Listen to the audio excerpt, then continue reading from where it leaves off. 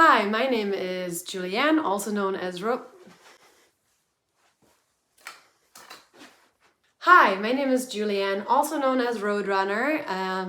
Hi, my name is Julianne, also known as Roadrunner, and in 2022 I thru-hiked the entire Appalachian Trail northbound from Springer Mountain, Georgia to Katahdin, Maine, and today I want to talk about 6 dangers that I could come up with that are actually on the Appalachian Trail.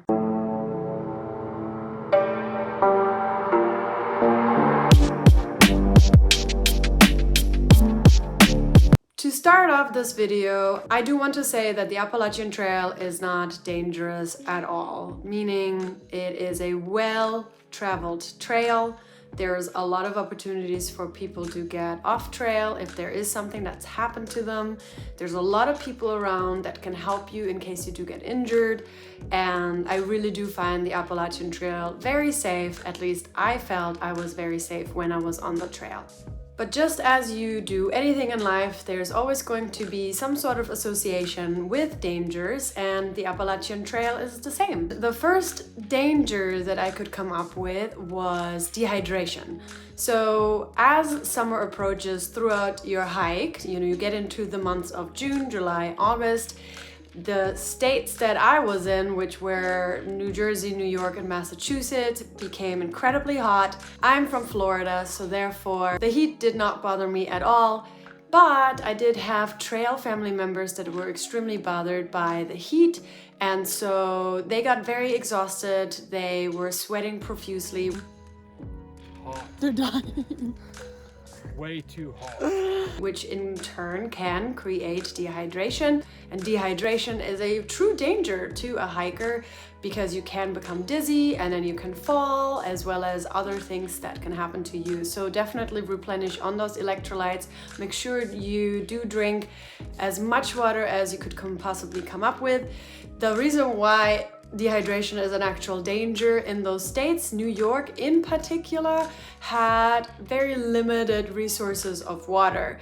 We often had to rely on water caches that were being placed at trailheads. There are some lakes, but New York was probably one of the most scarce when it comes to water. So therefore, being in danger of becoming dehydrated is definitely not something that you should take lightly. So make sure that you have enough water in your water bottle.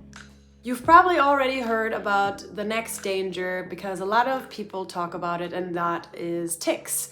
Ticks is a prevalent problem on the trail, but really just anywhere where there's grass, bushes, and trees. And ultimately, when you're through hiking, you are exposing yourself to a lot of opportunities for ticks to get attached to your body. And the ticks themselves are really not a problem, but the disease that comes with having a tick bite, such as Lyme disease and other different diseases that you can get with it, is something you should definitely be worried about. Lyme disease is not something to mess with. It can affect you significantly, neurological as well as physically.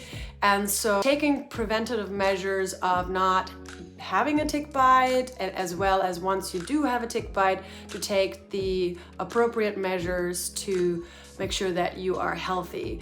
Some of the things that you can do to prevent ticks from grabbing onto your body or your clothes is a lot of people use something called permethrin to spray their entire clothes as well as their pack. I personally opted not to do that because I don't really like to put anything toxic on my body. So I decided to do other things to help myself from not being exposed to ticks as much. Ultimately, I couldn't really do anything about being exposed to them, but I could do a lot to make sure there were no ticks on my body. Number one thing is make sure that you wear something bright, because it is a lot easier to see ticks on bright clothes. So if you wear black, it's pretty and all, but it might prevent you from being able to see the ticks on your body. The other thing is make sure you do tick checks immediately after walking through high grass, and that is something that I definitely did. I made sure as soon as I walked through grass and bushes, I immediately looked at my legs and made sure that I didn't have a tick on my clothes as well as my body. The other thing that you can do is do tick checks at the end of the day when you are ready to go to your tent, and once you're in the tent you can do tick checks, and tick checks should be done in spaces that ticks can get to, such as the underarms, private areas, as well as different crevices in your body, because ticks like to hide there. So you want to make sure that they're not hanging out there in your crevice, okay? And then of course, once you do see that there is a tick on your body, probably it might end up being embedded in your skin. You do want to make sure that you remove the entire body and not get the head stuck and removing the body only, because it is going to be a danger if you do not remove the entire tick. After that, you want to observe the tick bite and watch out if there is going to be some sort of bullseye rash that is going to be around the tick bite. Now, the bullseye rash is not something that happens to every tick bite that is going to produce Lyme disease, but you know, it is definitely something that can help you identify whether you should go to the doctor. And of course, if you're really one of those really worried people, then you might just want to visit a urgent care center, tell them that you had a tick bite, and then they can take appropriate steps to make sure that you either get antibiotics that you need, or maybe they can help you feel better about having been exposed to ticks and maybe not having any problems with it. The third biggest danger on the Appalachian Trail are widowmakers. What are widowmakers? They are branches on trees that are dead and are ready to fall off at any time and smash you while you are laying in your tent, or kill you essentially. So therefore they're called widowmakers. The only thing really that you can do is make sure you don't set up your tent anywhere under a dead tree, or once there's a lot of dead trees, make sure you look whether there is a limb that is going to fall off and might want to crash you. So widowmakers is the other big danger. I do have to say I was really bad at looking for widowmakers. I never thought of them until I had my tent set up and until I already was laying in my bed, and then I decided, oh yeah, what about widowmakers? And I was so bad at it, but sometimes I would get out of my tent just to make sure there wasn't a widowmaker, and then sometimes I said, oh well, if a tree's gonna fall on me today, then that's just how it's meant to be. I don't think that's the way to live, but that is just how I decided to make myself feel better that I might be under a widowmaker. Now we're getting to the real dangers of the Appalachian Trail. At least in my opinion, these are more real than ticks, dehydration, or widowmakers. The next danger really is rivers, and rivers didn't really happen until later in the hike, and they really didn't happen until, I believe, Maine.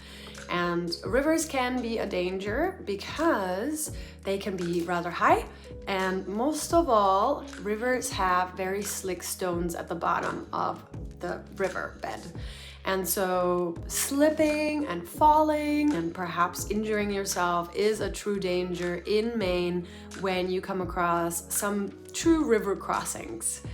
And one of my trail family members did end up falling in one of the bigger rivers and lost her camera equipment as well. I don't know, did she lose her? No, I think she lost her trekking poles, her hat, and then her phone got a little bit damaged, but then eventually dried out and it was better. So rivers are a somewhat of a danger when it comes to the Appalachian Trail, but definitely nothing compared to the Pacific Crest Trail. Danger number 5 is a danger. Yes, it's not something where I want to scare a lot of people. I just want them to be aware of it. One of the biggest things that really bothered me about hiking is fear-mongering and people talking about just watch out for the whites. And you know, I don't know what they really were referring to. I think they were referring to how hard the hike up was and how dangerous it is and how it's nothing compared to Georgia, that it'll be so difficult. So when it comes to that, I disagree. I believe there were many mountains in the south of the Appalachian Trail that were just as difficult as the White Mountains. And what I find dangerous when it comes to the White Mountains is the weather. And the weather is a bit bipolar. I remember hiking up Franconia Ridge and everything was like, it was a beautiful day. And I hiked up and eventually got to Mount Lafayette and everything changed. It got incredibly windy, incredibly fast, incredibly cold, very fast. And I was in a hurry to get off that mountain. So for me, the weather of the White Mountains is what is a little bit scary, and you know, nothing to feel super scared of if you are prepared and you have the right equipment. Make sure that you do have the right equipment, such as mid layers and outer shells, so that you are protected. I believe Mount Lafayette was one of the points in the Whites where I actually got my rain jacket out for wind protection, because I didn't really use my rain jacket a lot because I hated my rain jacket, but it was really good for the wind protection on top of Mount Lafayette. I found the hike up the Wildcats to be very strenuous and probably the most strenuous hike up if we are referring to just how scary and dangerous the hike up the White Mountains are. But otherwise, the hike itself is not difficult. It is more so the weather that's really going to have an opportunity to surprise you. Alrighty, this fog is definitely coming in. Need to be careful that I'll be able to see my way. I don't even remember, Madison for all of you.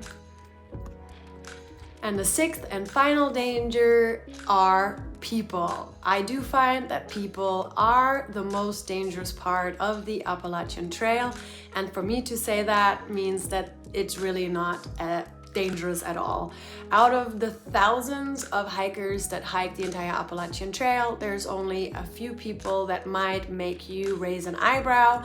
I do have a video about 4 different unique characters that I knew about as well as met on the Appalachian Trail. Only 2 of those were people that I personally would be concerned with. So people could be a danger to you. Make sure that you watch out for any weird behavior, trust your gut instinct, and otherwise, I just feel the Appalachian Trail isn't dangerous at all. So I hope this helped for you to know what to look out for, what to be concerned with, but really knowing that the trail isn't really that dangerous. So anyway, go hike, make it happen, do it now. Goodbye.